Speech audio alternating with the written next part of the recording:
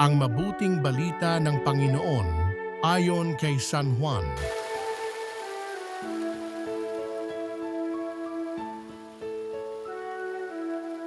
Nang mahugasan na ni Jesus ang mga paa ng kanyang mga alagad, sinabi niya sa kanila, "Sinasabi ko sa inyo, ang alipin ay hindi dakila kaysa kanyang Panginoon, ni ang sinugo kaysa nagsugo sa kanya.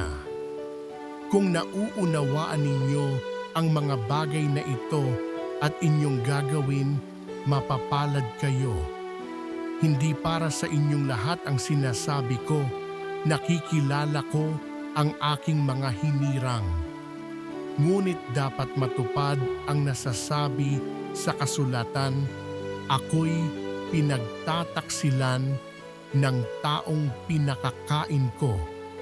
Sinasabi ko ito sa inyo bago pa mangyari upang kung ito'y mangyari na ay manalig kayo na ako'y si ako nga. Tandaan ninyo, ang tumatanggap sa sinugo ko'y tumatanggap sa akin, at ang tumatanggap sa akin ay tumatanggap sa nagsugo sa akin." Ang mabuting balita ng Panginoon